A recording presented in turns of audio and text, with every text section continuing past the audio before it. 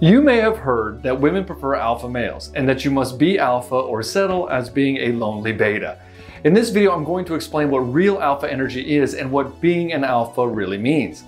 How you can understand and maximize your own masculine nature and transcend the limiting energies of beta and even alpha. Wouldn't it be nice to never have to worry about those labels?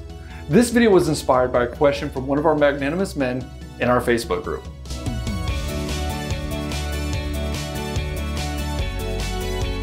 How's it going? Ed Baxter here from Genuine Attraction, where we teach men how to get out of their heads and into her heart and attract their perfect partner. So if you're new here and you enjoy what you're learning, consider subscribing. And hey, at any point during the video, check out the links in the description below. So let's get started. Where did the term alpha come from? The terms alphas and betas came from Dr. David Meach in a book he authored in 1970 called The Wolf, in which he observed dominance hierarchies of wolves in captivity. The alpha wolf was the dominant wolf, while the others of lower status were considered betas. Men came to use these terms as the winning, take no prisoners approach to dominance in society, while referring to betas as the losers or men incapable of attaining sex, money, or social status. Betas being the men with less power in any social hierarchy. The thought process being that you must be alpha to attract women, as women only want to be with the alpha male. The belief that a woman will leave you if a more dominant male shows interest in her, or a man who's more alpha than you. Unfortunately, these kinds of terms do more harm than good to young men and don't accurately describe how society is structured or perceived by the vast majority of people.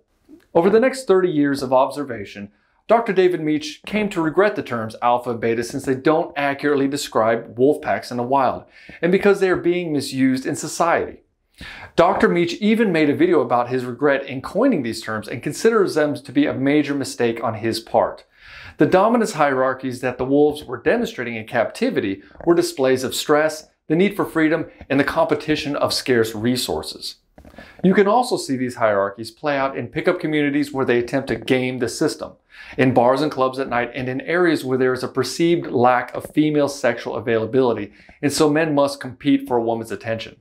It's an immature young man's game.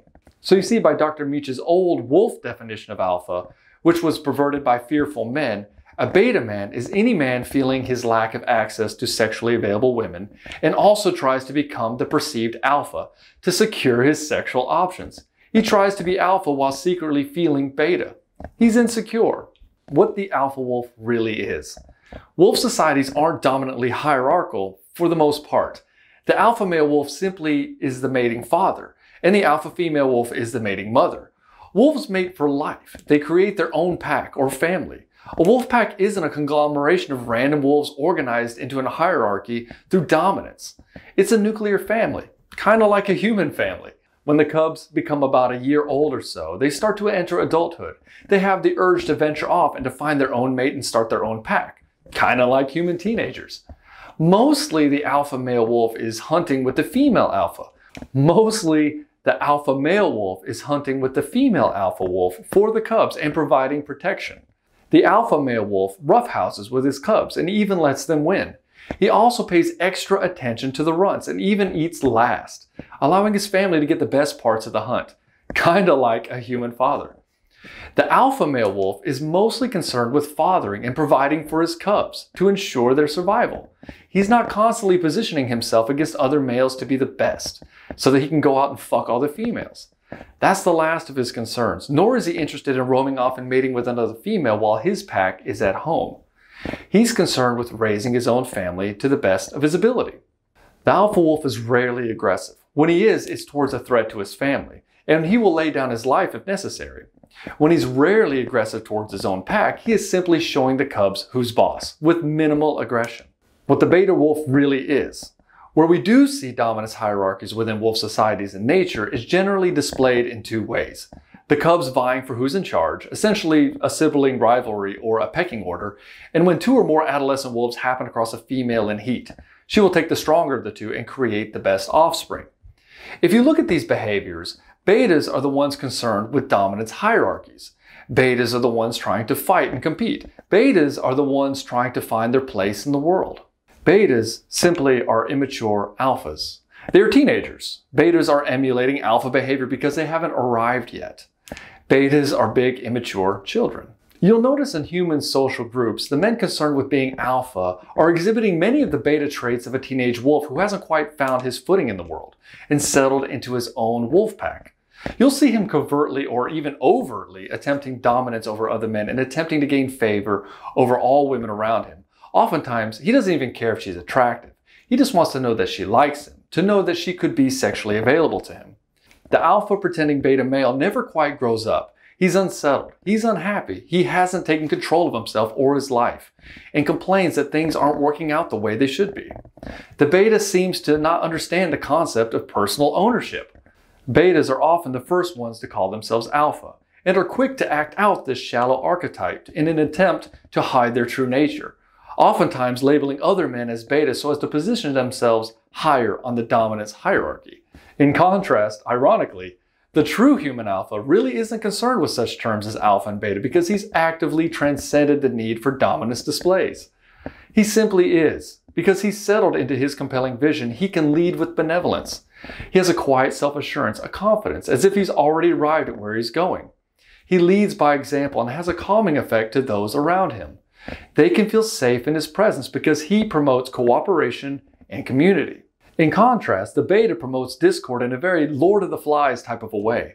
People don't feel safe around him, and women find him unstable because dominance is more important to him than love. To truly become true alpha as a human, it requires you to do more than simply crush it at the gym or overcome your competitors. It requires you to quietly and quite seriously sit down and take extreme ownership of your particular situation and to decide to make things different and to make things better. To not be what a woman wants you to be or anybody wants you to be, but to settle into your own unapologetic and true self. It requires a lot of personal constraint. It requires you to stop tussling and playing with the alpha pretending betas and step out of the hierarchy completely. To think for yourself and unapologetically embody what your compelling vision is. Betas do things that emulate alpha nature, thinking that it's the external that gives him success or attracts a woman. You'll see them obsess over money, dressing stylishly, or having a chiseled physique, or being dominant over men, hoping that others will recognize them as grown men, as good men. But inside they're very insecure and still looking for permission to be themselves. They become defensive because they are fodder for real men who scoff at pickup, or the overly stylish man, or the arrogant man who's full of hubris and money. True alphas do have the ability and even the desire to be aggressive at times, but exercise restraint because they realize control isn't really necessary. Alpha pretending betas feel they must gain control of the external world because they don't want to face their lack of internal control. The true alpha realizes that control comes from within and that real power lies in constraint. But do women really want alpha qualities? Women want a lot of things, and it isn't about being a dominant male. At least not in the old perverted version of the term alpha. Does she want a dominant male? She'll take him over a pushover, but she doesn't want to be dominated. She wants to be led where he wants to go with her at his side. Does she need to see you dominate other men? Most women will take a bully to bed over a coward. But dominant male bully behavior, unchecked, destroys relationships and communities. It fosters enemies and a never-ending conflict. This isn't conducive to love or raising a family. No, she wants the strong kind of benevolent leadership of a potentially dangerous man who's already arrived at who he is and can live his truth unapologetically. While women may find a guy with muscles, tattoos, and a rebel attitude sexy, it's not going to be enough for her. Not long term. She needs to feel that he'll be able to raise the children he creates. She needs to see that he has the potential to build his own community full of good friends and family. She needs to see that he can overcome his unique challenges and be his best self. Not for her, but for himself, and by extension, his family. A grown-ass woman wants an adult. She wants a strong partner. She wants a grown-ass man. Not a big kid worried about labels like alpha and beta. You will go deep into producing your own compelling vision and embodying your own masculine spirit in steps 1, 2, and 3 of the Dating Fundamentals Coaching Program. If you're interested in being a part of the coaching program, click the link below and schedule a quick call with me. The call is free and that's a great price.